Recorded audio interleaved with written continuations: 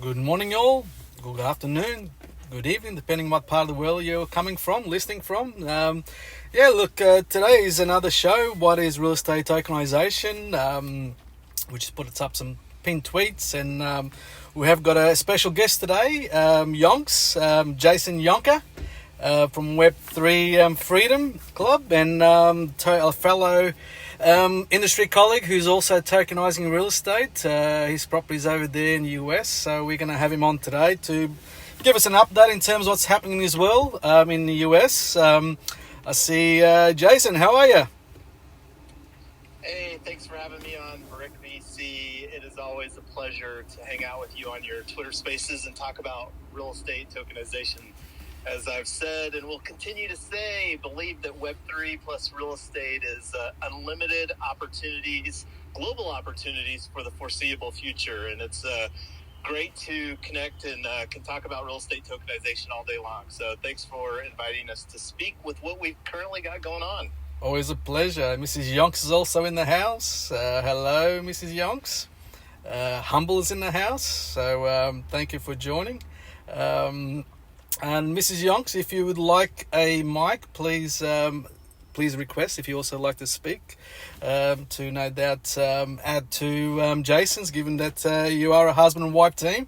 So I'll send an invite to speak to you, Mrs. Yonks, if you like. That'd be great. Probably just before we start with the formalities, without being too formal, probably just sort of give people a chance to sort of join us live.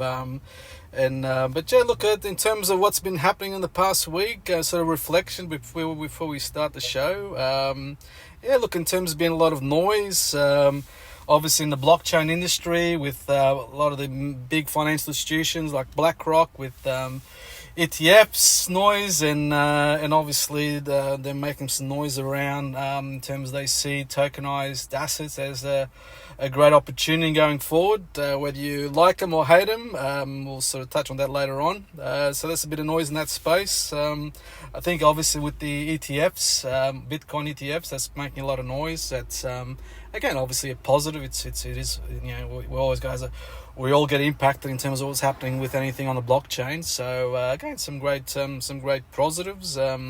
Just as long as they don't bring their shit to the decentralized environment from the traditional world, that's all we can hope. In terms of other things been happening, from an Australian perspective, there is the great combat between Australia and England at the moment, called the Ashes. Very iconic game, in the game of cricket here in Australia. So there's the battle, the second game started last night. We did win the first one. So for those of you who enjoy cricket, that's what's been happening. For those of you who don't know what cricket is, well, it's a game that goes for 5 days. And sometimes, a lot of times there's actually draws. So, so I'm not too sure whether you've heard of cricket, Jason, but think of baseball going for 5 days. It sounds pretty intense, and I think that if I understand the game of cricket, it's a lot more physically demanding than baseball is as far as combative. But I might not be understanding, but we don't get much cricket here in the U.S. No, it seems to be more of a Commonwealth countries that the alliance to back to the Britain. Obviously Canada does play, but not obviously a main sport for them, but they actually do play as well. But yeah, interesting game. If you don't know, probably it's if you haven't seen it before, you probably think it's a very boring game that goes for 5 days. So a little bit last night, but yeah, check it out. Again, I'll keep making noise when we do win, and I will be quiet if England does beat us. So a bit of fun. Well, in terms of it's just past 5 past, we'll get stuck into today's session. Again, I'm Miguel Aleixo. I'm the founder or co-founder, should I say, and also the managing director for BRIK VC projects. We tokenize Australian property. And we have this show that I host every week about what is real estate tokenization. It's all about sharing information and what's happening in the industry in terms of our colleagues as well around the world who are tokenizing real estate to provide the content for the people that don't know nothing about it, as well as people who actually do know, and provide in terms of the latest what is happening. But today we're quite fortunate and really thankful for Jason to come on the show today and give us a bit of an update in terms of what's happening in terms of tokenized real estate that he's involved with in the US, and also his Web3 Freedom Club, in terms of which all know that all ties in together.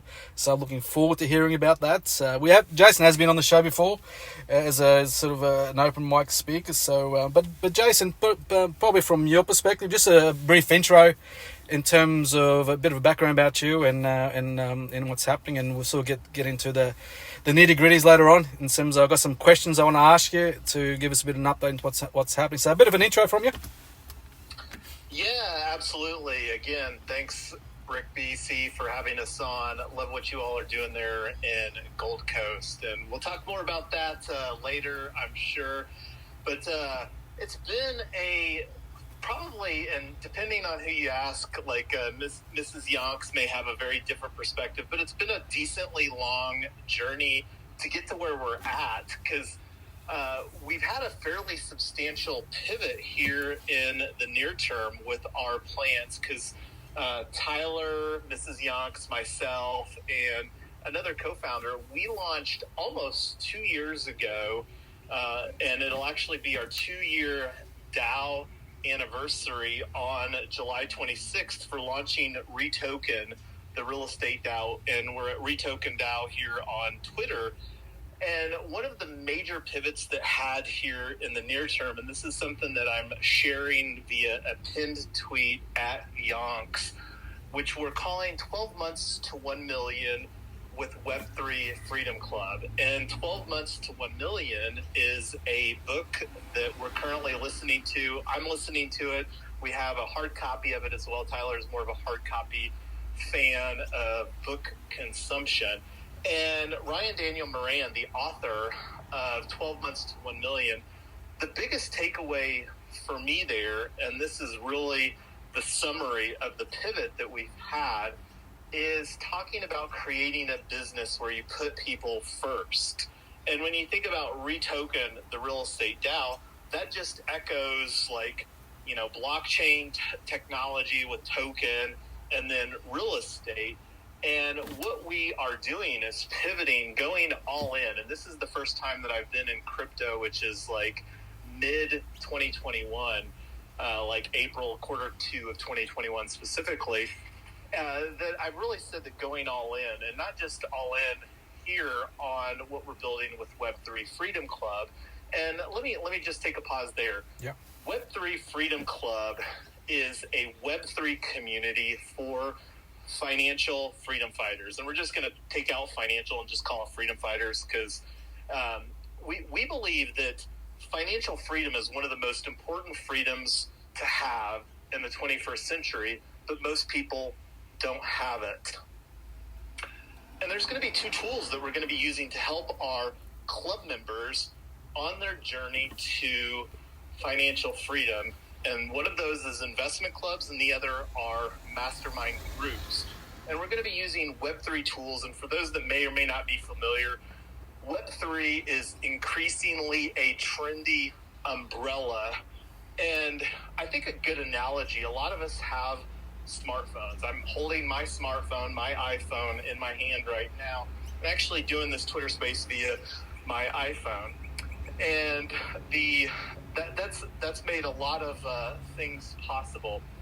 And the tokenization of real estate through the investment clubs. And one of the reasons, and this is something that we've talked a lot about before, is I had a very heated conversation. Tyler and I went to a Boulder blockchain meetup and was talking about accredited investors. And that's been historically a barrier of entry. And one of the reasons that we're using investment clubs is the path towards sustainable tokenization is the SEC here in the United States has exemptions for how that you can operate a investment club, and there's several bullet points around that. Go ahead, Tyler. I was going to say accredited is sophisticated. It's the same thing. I don't know if you are all familiar with those, both the same term. Exactly. Yeah. Mm-hmm. So we're taking a people first approach, and one of the white papers that we're and I don't know if anybody else here is a Tesla fan, and Tyler and I, full disclosure here, we are Tesla investors. We're also invested in various crypto projects, but one of the things that we had previously been working on was an electric vehicle model that we actually brought to market via regulation crowdfunding in April of 2021. And that date is significant because in March of 2020 is when the global COVID-19 pandemic started to unfold. Needless to say, it was literally the worst time in history to bring a mobility play to market. And as I mentioned, really started going down some of these crypto rabbit holes in quarter two of 2021. And with the experience that we learned with the regulation crowdfunding offering surrounding this electric vehicle model, we've now evolved that into what we're calling Tesla Co-op. Again, huge Tesla fans, and some very interesting news here within the last month or so, a couple weeks, is that GM and Ford, both prominent, been making vehicles for over a century here in the U.S., announced that they're going to be making their electric vehicles with the Tesla connector. So anyway, we're creating a white paper that we're calling Tesla Co-op, a solar-powered Web3 solution for EV sustainability and affordable housing. And when you think about like a minimum viable model here, what we're looking to do is target some low-hanging fruit. True story, over the last, since 2016, 7 years now, between Uber and Lyft, I've done over 12,000 trips, and most of those trips have been in a Tesla. And Tyler and I have been Tesla owners since June of 2018, so 5 years now. And not once in that 5-year history have we, in my opinion, sustainably powered our electric vehicles. So we're talking about a Web3 solution for EV sustainability and affordable housing, like two huge problems to conquer. And one of the things that this was, how that we're going to take a people-first approach is we're going to actually target the niche, the gig workers. Because when you think about like somebody that is using a vehicle for work, I would have the debate all day long that a Tesla Model Y, which is their latest fourth of four models that they're mass producing, a 7-passenger Model Y, and it's specifically black on black, is the best or most profitable vehicle for an Uber or Lyft driver, or somebody that does gig work. Mm-hmm. So let's talk about the people first approach. So like here in Colorado, which is where Tyler and I spend a good amount of our time, a gig worker, Uber or Lyft driver, is only able to work 70 hours in a week. And when you look at how many hours in a week, 168 hours, you do some simple math here, 168 minus 70 equals 98. So plenty of opportunity for two drivers, driver A and driver B, to cooperatively share a car. Because when you think about the fixed costs of a Tesla, the two largest fixed costs is the monthly financing payment and the insurance cost. So instead of just one person using a car, and this is me knowing the numbers. So like let's fast forward a little bit here. Mm-hmm. So the goal is to take two drivers, driver A, driver B, put them in an income producing Tesla. And then, okay, so we've got the Tesla, we've got these two drivers that are sharing their car, they're doing their thing, supporting the local community. At the end of the day, the Tesla needs to park somewhere, and charge somewhere.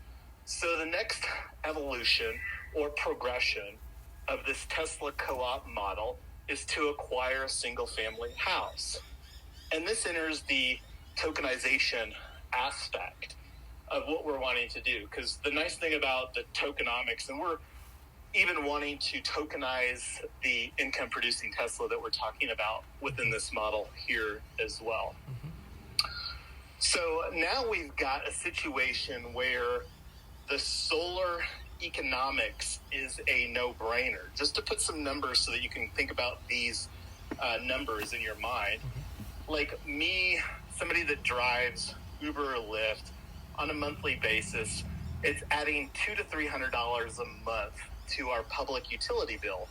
And I never finished the EV sustainability story there.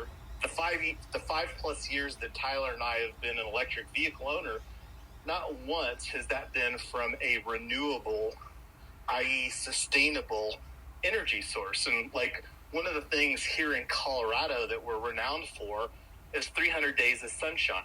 While we get that much sun, only 4% of the energy consumed here in Colorado is generated from solar energy.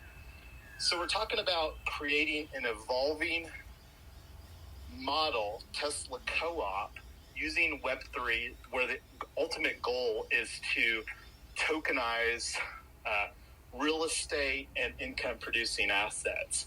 And we're going to do that like one of the funding mechanisms, these investment clubs, and this is kind of bring it full circle here, is we're wanting to create an opportunity to allow peer-to-peer investing. And peer-to-peer is really the heart of blockchain technology, is the opportunity to bypass traditional finance. Because like when you think about opportunities to invest on a global basis, it's almost unlimited. I mean, like, I haven't yet, but I do promise you, BRIK, that I'm going to get some tokens for your current offering in Gold Coast. So that's one of the things I'm looking forward to creating some content around. But when you think about like opportunities to invest hyper locally, and this even became more real when I had the conversation with my dad, who's a baby boomer. Baby boomers have created an immense amount of wealth here in the United States. And I was like, okay, Dad, like if I gave you 10 grand, and I was like, here's the trick, is that you have to invest that here in our local municipality, or maybe even within the state. Would you be able to do it? He's like, I have no idea. So that's kind of the vision that we're creating for Web3 Freedom Club. And I know that was a lot in a little bit of time there. No, that's great overview in terms of what we're up to there. With the so in terms of timing wise, I guess it's the chicken and the eggs with the Tesla co-op and the tokenizing of real estate. So how do you see in terms of the timing of those in going forward? Well, we actually have what we're considering our initial flagship proof of concept online here in North Glen already. And this is a place that Tyler and I are monetizing.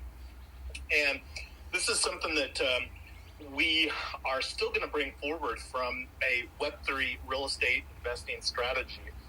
And this is one of the things I think that we've spoken about before, is buy, monetize, and tokenize. And tokenize being where the goal would be to create like a security token that would be much more widely investable by the general public.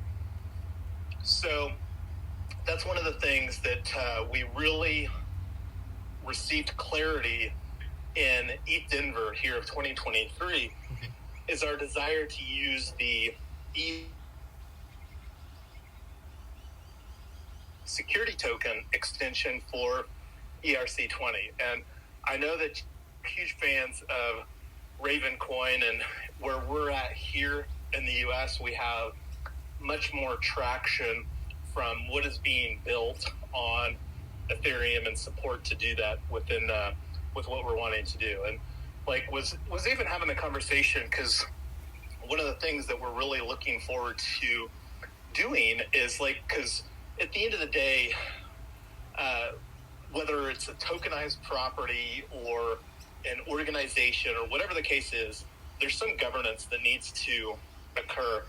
and we are like one of the latest SEC cases that got thrown down the gauntlet here in June of 2023 was the SEC case against Polygon, along with a couple other blockchain projects. And Polygon was significant and still is significant for us because it's who that we're still planning on building some of our Web3 composability to support Web3 Freedom Club. And true story, like just to ensure that the viability still made the most sense with Polygon, I initiated a transfer. Like I have and Tyler and I have been using an account here in the U.S.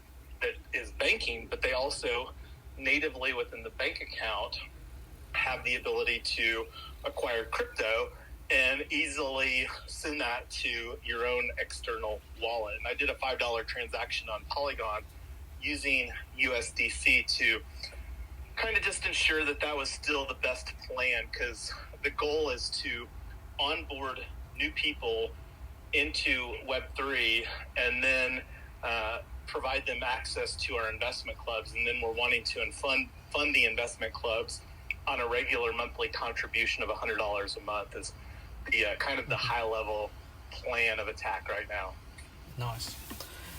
And Jason, tell us in terms of with the investment clubs, and probably just touching on the Bayou Boomers. Tell us in terms of what your experience has been in terms of telling them in terms of what it is, what's the in terms of the new world of tokenized real estate, and what's their response. Tell us in terms of how you have you and Tyler approached those conversations at those investment clubs. Those conversations are still very preliminary. The shift into Web3 Freedom Club, like we're still in, this week is actually our pre-launch week. True story, we're hosting a in-person block party here at our flagship Tesla House co-op proof of concept. And we, in anticipation of following a formulaic model, we picked up the domain blockpartynft.xyz. So you can take a look. That actually is just a redirection to an Eventbrite page, but the goal is to do more of these block parties, because the goal is to hopefully have people hyper locally investing, because we have this ethos that and a belief, we have a theory that if people are investing in their local community, whether that's time and or money, that they'll treat that community differently than people that are not investing either time or money. So the opportunity to invite people here to the physical property that we're eventually wanting to tokenize. And one of the things that is going to be very different, because we talked a bit earlier about Tesla Co-op, a solar-powered Web3 solution for EV sustainability and affordable housing. But we didn't really talk about one of the ways that we're going to make the housing affordable. And one of the unique things that we're going to do with this execution strategy is that here in the United States, just to put some numbers behind, we're specifically targeting single-family homes. And here in the U.S., there are 85 million single-family homes, with approximately 4 million new single-family homes getting built every year. And most often, the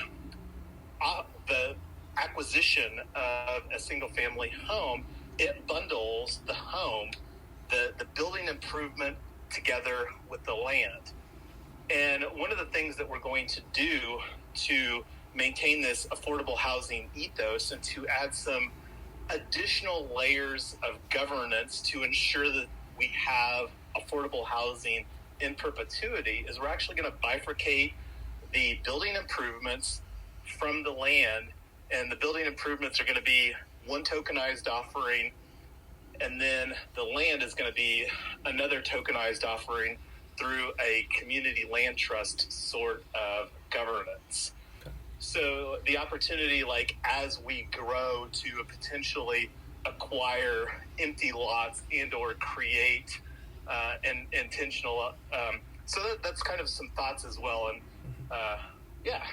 It's exciting. It's very exciting. So be like a gated community where you've got obviously all the land on one title, and have obviously a separate title for the actual house itself on a separate token series.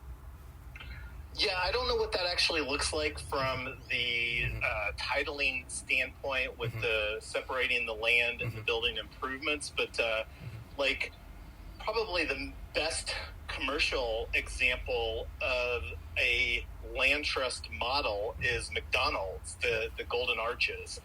Like for people that invest in McDonald's, the publicly traded company, one of the hearts of their business model is that most often McDonald's corporate owns the land, and then they have a long-term land lease to the franchise, the McDonald's franchisee.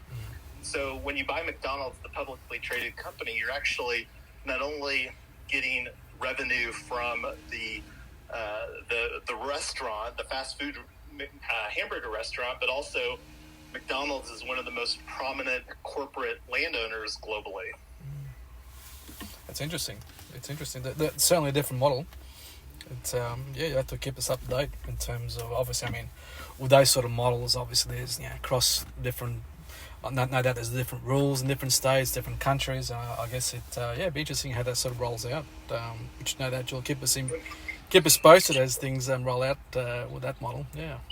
One of the things that has been really interesting is meeting so many international people and realizing this is just such a global problem. So the average house in Denver is about $550,000 US, about 800,000 Australian. Yeah.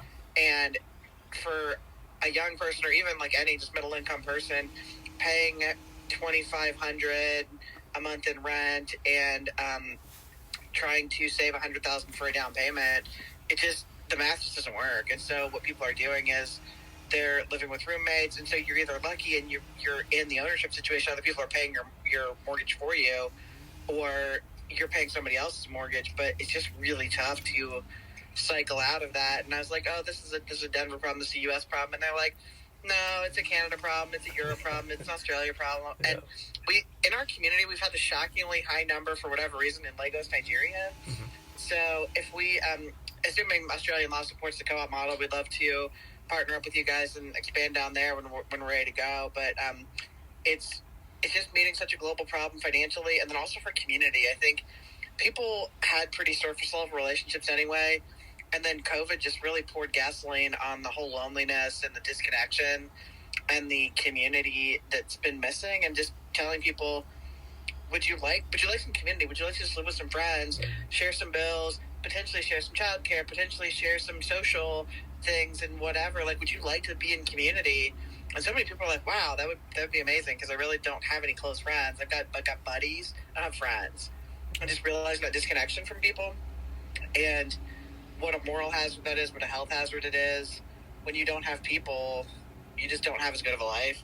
So not to think about solving some huge moral dilemma in the world, but that just kind of feels like where this is a little piece of that. Absolutely, Tyler.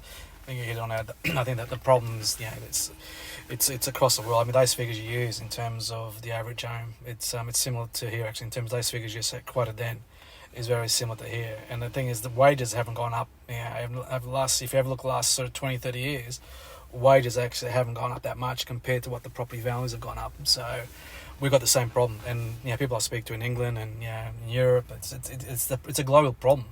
Especially with young people coming in, trying to get into real estate.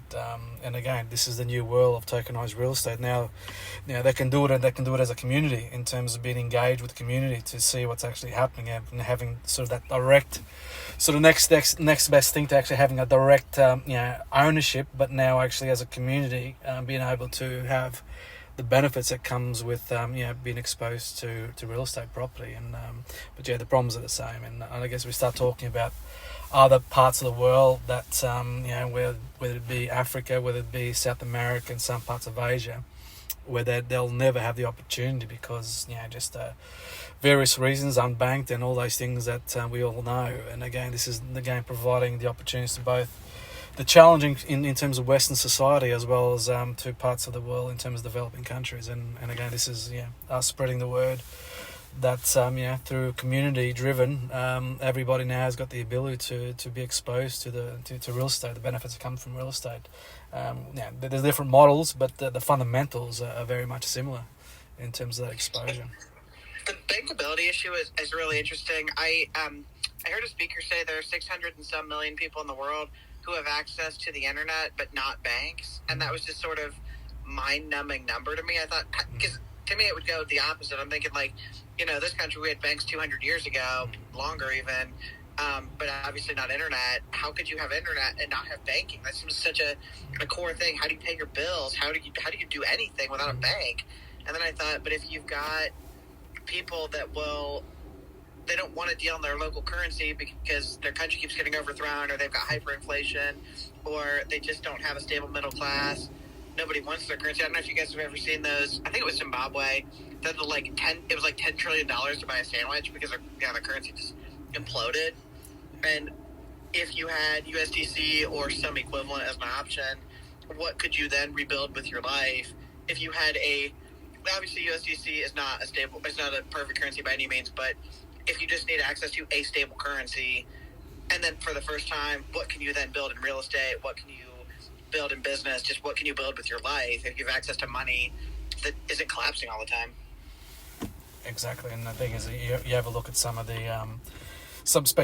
we've seen some examples, especially in South America, where obviously the hyperinflation over there, and people have been working in Costa Rica, probably more close to where you guys are.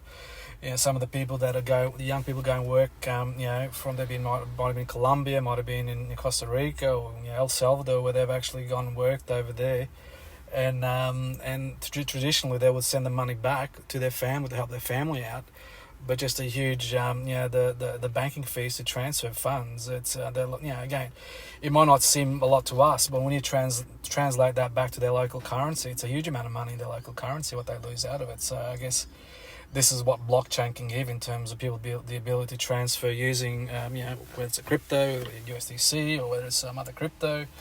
And I think some of these examples were typically Bitcoin, where they're basically transferring Bitcoin back to their country.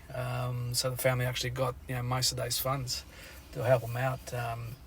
But again, it's and I think it's where also you touch on USDC in terms of that stability, and I guess what I call, in terms of real estate, really does provide that stability. So it's property traditionally in most parts of the world goes up in value. So again, having a property token really gives that stability, but not just being stable, but the ability to grow over time as real estate does. It always goes up. If you take a 10-year timeline to real estate, in most parts of the world, it's always an upward trend in terms of those property values.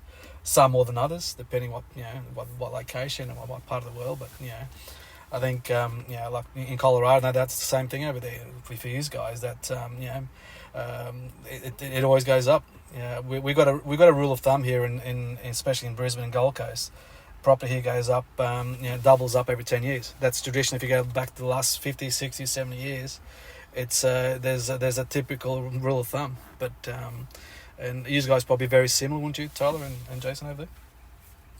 Well, I think that this actually brings a very important consideration, one that Tyler and I thought about, because we hold tokens of what I would say doesn't create a triple win. So, I will absolutely agree that real estate generally goes up, but one of the things that was foundational in our consideration for responsibly doing real estate tokenization was ensuring that the tenant in these real estate transactions is one of the benefits of utilizing this Web3, this tokenization technology. Because I absolutely, very strongly hold the belief that tokenized real estate will be worth more than real estate that isn't tokenized, which is why that we are leaning so heavily into this space. And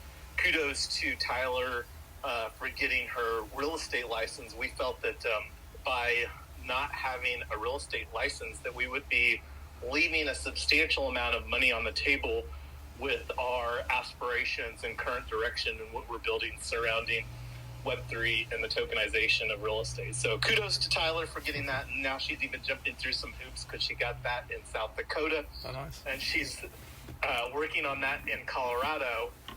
And then maybe even Texas, but that's an unfolding conversation. So, what's so crazy from a economic standpoint is there are so many barriers to entry. I mean, I had to pay thousands, besides the test and all that, I had to pay thousands of dollars of fees just to get access to be able to get information that should really be public information, except for maybe the ability to get a key into somebody's house that I would like to, have some sort of barrier to entry to.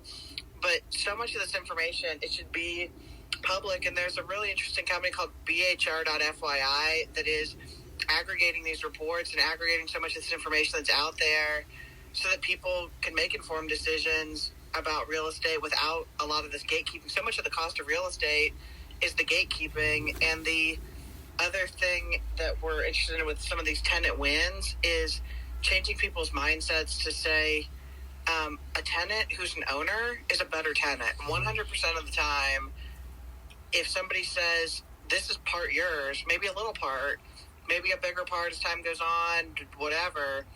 But so many of the people that we connect with in our community are people who they don't own anything. They don't own real estate. They don't necessarily own cars. They just rent everything. And it creates this huge social unrest. I think so much of the whole political divide, us versus them and the 1%. And it's just sort of this presupposition that the pie is only one size. And if I get a bigger piece, you get a smaller piece. Instead of saying there's lots and lots of pie for everybody and let's keep making more, there's no upper limit to what we can all have. So I'm okay with giving you a piece of it because there's plenty for everybody. And the pie's just going to get bigger. More people pull up into the middle class. There's more wealth to go around. I don't have to take it from anybody else. I can just create something new. And I just think it's exciting as this is a whole mindset shift. And it creates a lot more cohesion of saying we're all owning something together. When the market goes up, we all benefit instead of I benefit and then your rent goes up, so you don't benefit. So that's what happens. I mean, it's just like some kind of a mindset shift for everybody. Yeah, no, 100% agree, Tyler. Just to that point you made about having those token, the people that are actually renting the properties having an interest by having tokens in it. That's powerful in terms of, you know what, they're going to look after their property a lot better than the next person that's not involved. And but yeah, that's powerful, that model. Yeah, and specifically, we're actually going back to this buy, monetize, tokenize, which is the Web3 real estate investing strategy that we're creating, is that we're really wanting to lean into this idea of creating shared value. And I already mentioned the opportunities that exist with the sheer number of single-family homes here in the United States, and the opportunity to, within this buy, monetize, tokenize, in the monetize phase, to add substantial amount of value. One of the Tesla co-op house that's our flagship proof of concept here in North Denver, Colorado. We have almost 1/4 of an acre, and one of the big opportunities, an increasing amount of municipalities are allowing accessory dwelling units. And think of a tiny house or mother-in-law suite or whatever you want to call that, and a well-placed, just a tiny house ADU on Airbnb can almost, or maybe even more than pay for the entire mortgage for the entire situation. So that's just one of the opportunities besides upgrading solar that I already talked a little bit about to move towards the EV sustainability. But adding accessory dwelling units in municipalities that allow that is just one additional way to substantially increase the value and provide a better return to these tokenized investors. That's fantastic. So you're regularly doing these investment clubs, the block parties?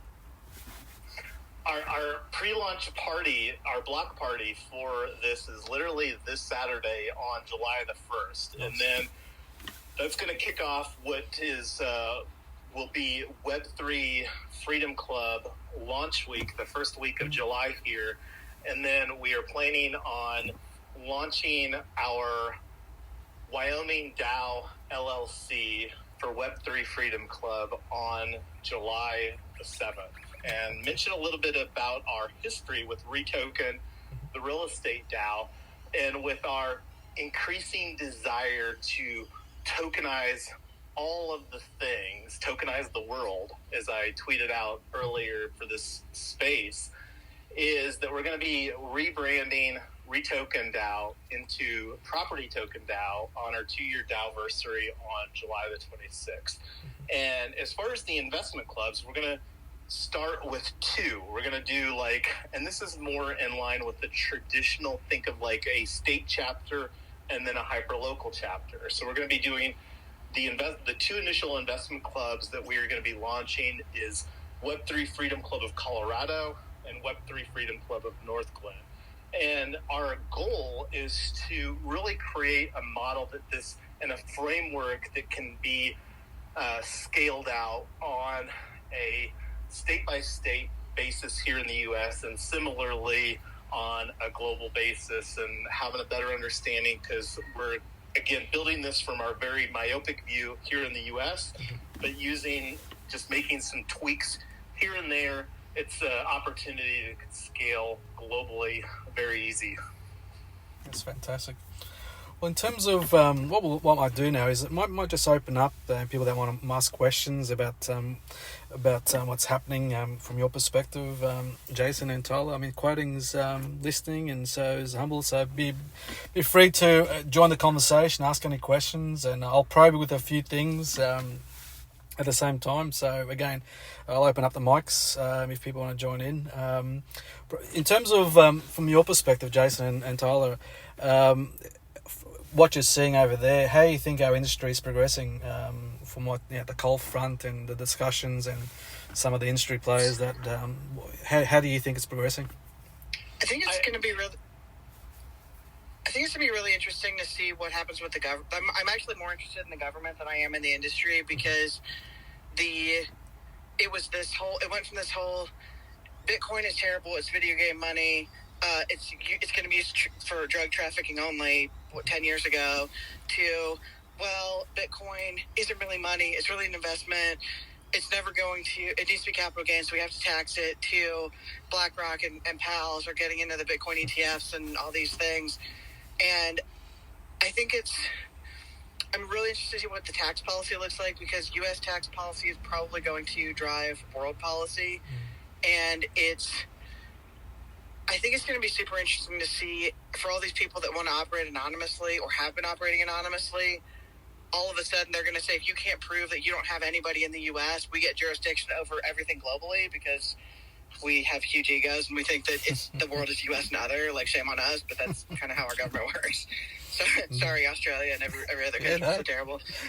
But yeah, I think it's, if you look at the congressional and senatorial disclosures, we only have 2 senators and 1 congressman that own crypto at all, which is really concerning when I'm thinking you have to disclose whether you own any crypto. So if you're saying that you don't, then how are you going to regulate it? You don't necessarily understand anything about how it works, but you're going to make laws about it.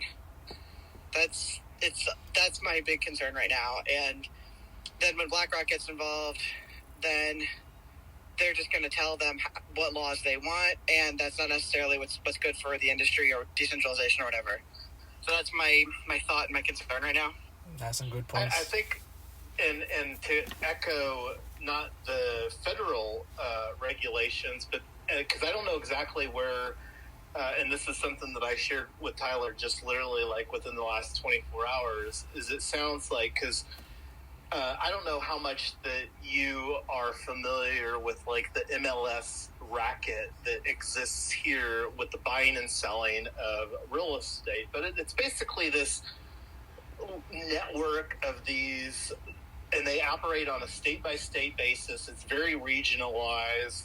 I don't know. I think there's 500 to 800 MLS systems, and the National Association of Realtors basically mandates that as a licensed real estate professional that you have to hang your hat with some MLS. And Tyler, this is a pain point with Tyler, but there's some cases that are building up on that front as well. Because one of the huge opportunities that Web3 and blockchain technology provides is to bring technology to this pain point of closing a home. And that's one of the things that we believe, like, the people, the tokenized deal makers, because one of the things that we're really wanting to do, and I already mentioned our desire of using an ERC 1404 security token standard, and let's just go back real quick to buy, monetize, tokenize. I already talked about a security token on the back end of that deal on tokenize, but it gets a little more intricate, and we're actually going to be doing a buy private property token. And then we're going to create this shared value model. So like when you think about this private property token, the goal is to create a publicly tradable security token. And that's where you got to jump through some SEC red hoops right now. And this is one of the reasons that we love investment clubs is there are existing SEC exemptions for how to operate an investment club. So create a private property token, monetize it, and then we may never even need to create a publicly tradable security token. And there's already some examples, Realty.co and Lofty.ai, that have already garnered some momentum. I think each of those platforms have probably tokenized at least 100 single-family homes, respectively, and maybe some smaller multifamily situations as well. And Tyler and I do own tokens on Algorand. That's where Lofty.ai has done their tokenization.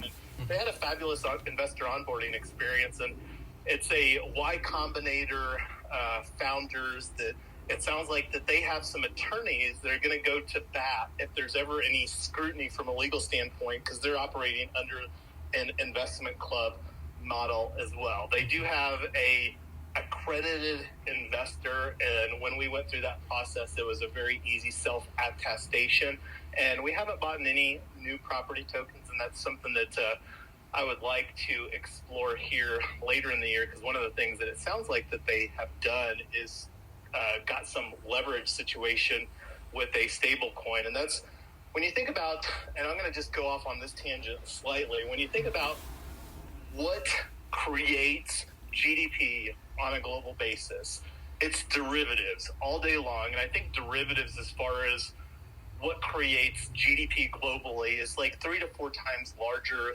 than real estate as far as a GDP creation standpoint. And when you think about what we're talking about here, the tokenization of real estate has largely been illiquid. And this just amplifies the opportunities for all of those financial people that are doing their derivatives financial mojo to create derivatives opportunities surrounding real estate. And to just kind of carry that conversation specifically related to crypto and blockchain, the people that are building DeFi protocols are also salivating to get real world assets represented on chain so that they can do some of their DeFi mojo. Absolutely. And I think there's a lot of examples of late in terms of, you know, a lot of developers starting to see the opportunity to create tools to, you know, provide a better experience and provide the means in terms of how people are buying things and trading things, whether it be the assets, whether it be cryptos. But I think from a real estate perspective, or, you know, any asset of assets for that matter, there's been a lot of talk and people starting to realise. And again, it's like Ethereum's obviously at the forefront because it's been around for a long time.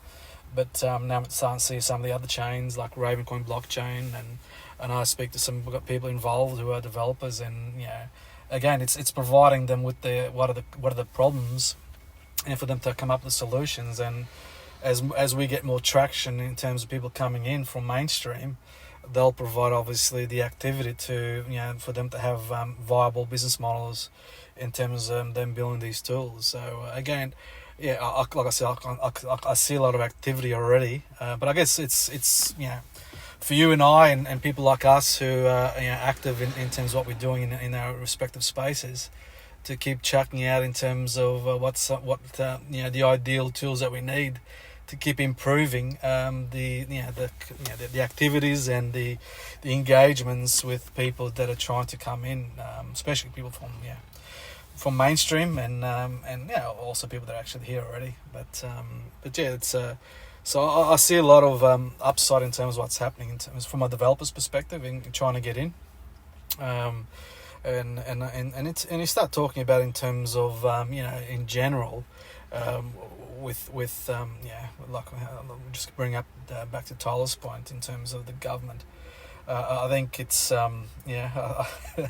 if all the chatter of late has been that I know like there's a few people are very passionate about it, about the SEC in America. It's maybe we are going to see a collapse of the SEC and putting other authorities that have a bit more understanding of what it is and making it more practical and more engaging, because unfortunately, this is my point of view. Unfortunately, if America, well, obviously everybody looks to America in terms of everything in the past, in terms of new industries. Like we go back to in terms of the .com, the internet companies back in the late 90s, and again we all look to America what the direction was, and I think here we go again.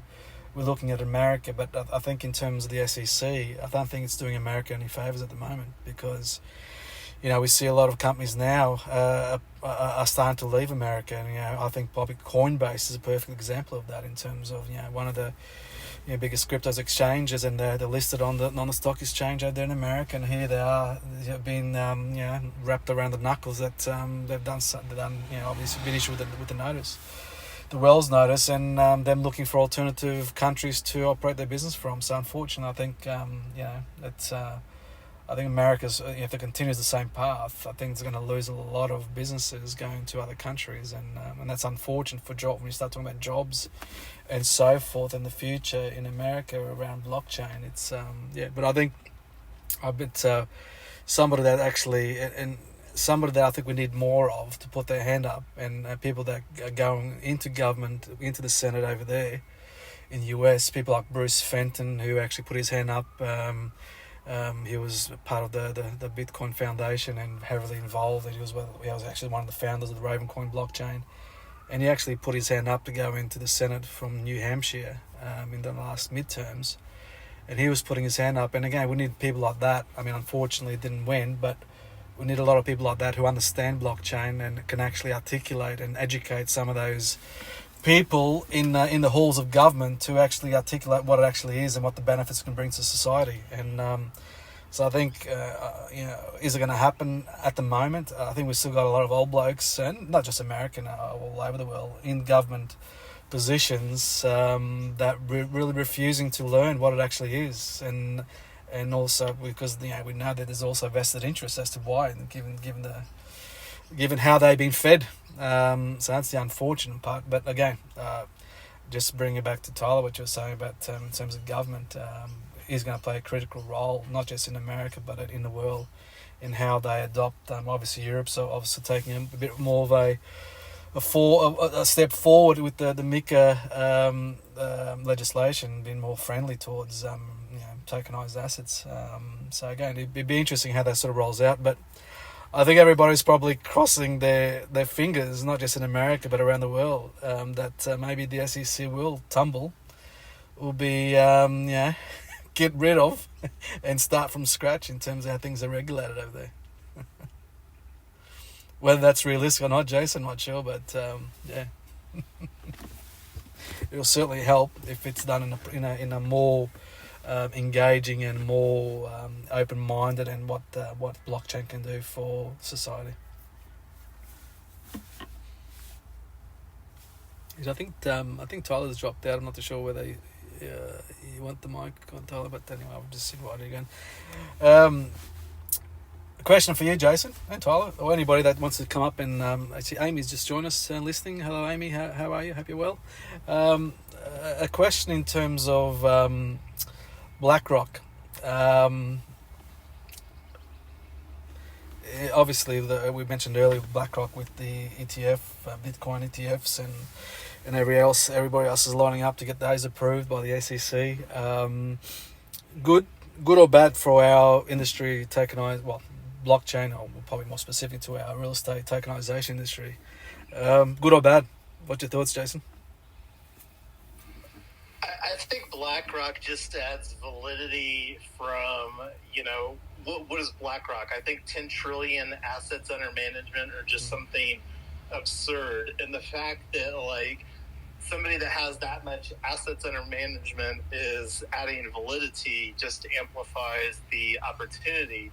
And, the usage of using a distributed ledger, blockchain technology to represent ownership and this is one of the main reasons that we're pivoting not only from just real estate, the tokenization of real estate, but into other, because you think about one of the biggest challenges for businesses or aspiring entrepreneurs is getting some of that startup capital, and the opportunity to create through this investment club model that we're building at Web3 Freedom Club to have a peer-reviewed, and Amy is one of our co-founders at Web3 Freedom Club, and she had a great question as far as because taking this driver-first approach where we're talking about two drivers, that's really the catalyst for this entire model that we're talking about, is who is going to vet the driver. So that's one of the things I was well, what we're wanting to do is to create a peer-reviewed aspect and really lean into this ethos, this culture, this Web3 community culture that we're wanting to build, where renters become owners, because there's only increasing opportunities for subscription models, and all of capitalism is increasingly migrating to where you don't own anything, to where you rent it or lease it.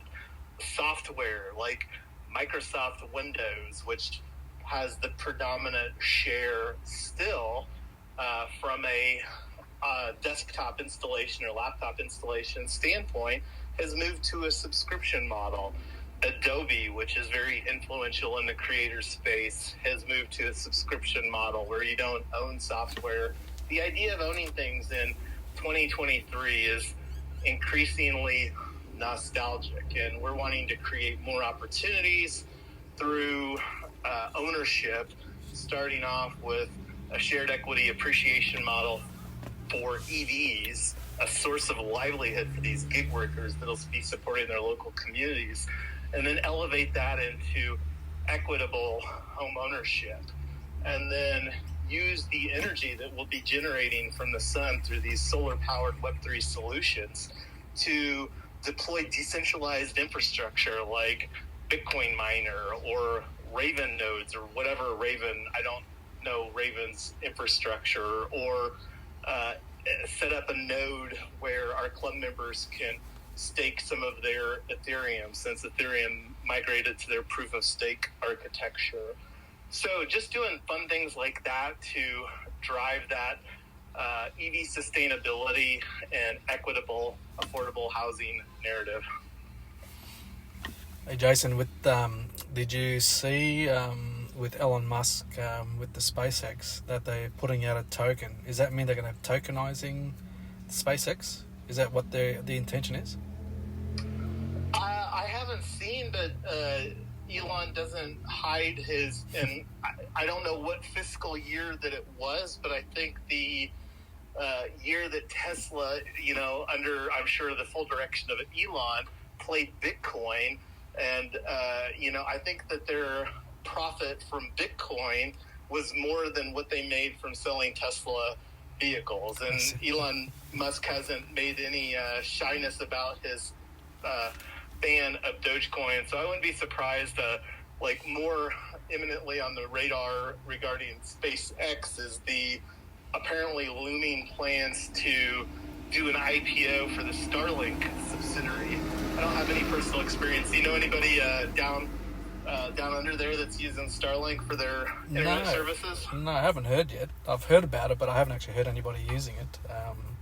But yeah, look, I think when you start talking about iconic events, iconic projects, I mean, him doing that, if he's going to, obviously, I just saw something yesterday actually, putting out a token for SpaceX. I mean, that's going to be an iconic project to tokenize, if that's what he's doing in terms of a fundraising perspective, to tokenize it.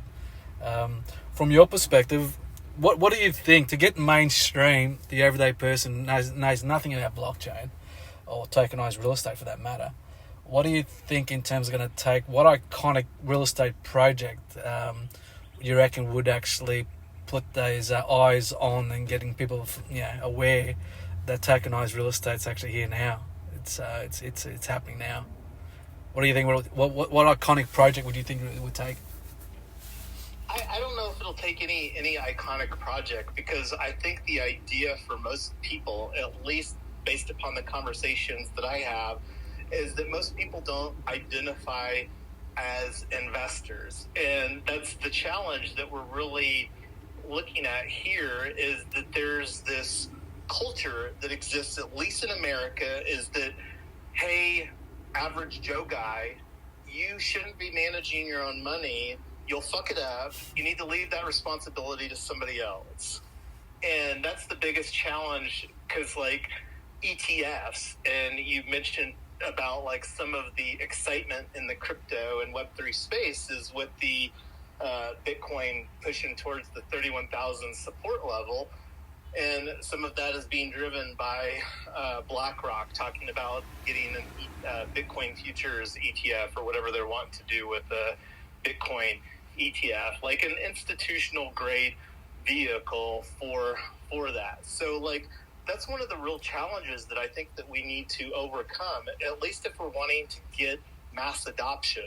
Now, that's where I really think taking a different approach, which is what we're really wanting to do with Web3 Freedom Club, is create hyper-local opportunities where, because when you think about, again, and I mentioned this earlier, there's almost an unlimited amount of opportunities to invest in things globally, but very few locally. And the opportunity for somebody to like be emotionally involved, that's the key word there, emotionally involved in an investment opportunity where they can get a great return, but then feel that and this is some of the, ESG narratives, or one of the more trendy terms is talking about impact investing. And, I think like one of the things that I'm really excited to do is to create a conversational methodology for other drivers where they can potentially turn their passengers into freedom fighters and get them excited where that they want to fight for their own financial freedom. And with my belief where we're at today, you can't truly be financially free if you don't know how to navigate and or do transactions using cryptocurrency in 2023, because the opportunity for things to like, and I haven't even talked about one of my big concerns is like civil war here in the United States. And it seems with the increasing shrinking of the middle class, at least the way that we've known it for basically since the baby boomer generation, is that there's an increasing wealth disparity that exists here in the United States. And there's already been a strong history, not only here within the United States, but on a global basis, where dominant global empires have had an increasing wealth disparity that the end result is civil war. Now, hopefully that we can change course in that direction and rebuild some of our middle class here in America, because I don't think the shrinking of the American middle class is good for anybody on a global basis with as much consumerism that exists here in the United States. It's there's always that risk, isn't it? And also the thing that in terms of especially US, the obvious guys pump a lot of money overseas into wars and whatever you. I mean, we obviously we do it on a smaller scale compared to you guys, but again, it's one of those things that always irks me. That I'm always a big believer you got to look after your own backyard first. And when you see a lot of wealth go out of the country to wars, it's when you see some of the places around in your own country that are struggling, and that really irks me. And I doubt you would be of the same opinion. Some of the areas over there in America, Jason, that some of the areas that have been impacted, whether it be by floods down south, and that they're still recovering for those massive hurricanes in the past, and some of the areas that have obviously been impacted by COVID in terms of it's one of those things again in terms of one's values, and I think you've always making sure that you got to look after your own backyard first before you start. But anyway, that's without getting too personal in terms of my personal thoughts around that. But again, it's but yeah, look in terms of I think like with BlackRock, I mean it's great in terms of that exposure that they're putting it out there. Everybody, it's trending out there that in terms of bringing attention to our tokenized real estate, tokenized assets in general. But I think it's making sure that we also bring it back to reality, because at the end of the day, we want to make sure the same bullshit doesn't come across to the blockchain world and from the traditional world, and in terms of controlling and all those things that we know that we all hate, who have got the fundamentals around decentralization and so forth. So probably just clicked over the hour. Jason, thank you so much for having you on, having you and sharing your thoughts, and also Tyler. Closing thoughts from you before we finish up? Yeah, for anybody that's on the fence about the tokenization of real estate, it's coming whether you want it to or not. And for those people that can see the opportunity, have said and will continue to say, Web3 plus real estate equals unlimited opportunities in the foreseeable future. So figure out how to position yourself and your family, because I know that all of us, whether we will openly admit it, we always ask the question, what's in it for me? And that's one of the things that we want to solve, as well as creating a win-win-win, triple bottom line, regenerative finance, circular economy, whatever fancy label that you want to put on it, but basically just create a win for everybody involved. I think that that's the big opportunity that Web3 and blockchain has, is a more or a better opportunity for the equitable distribution when a network effect gets created, because that's where the magic happens. Absolutely.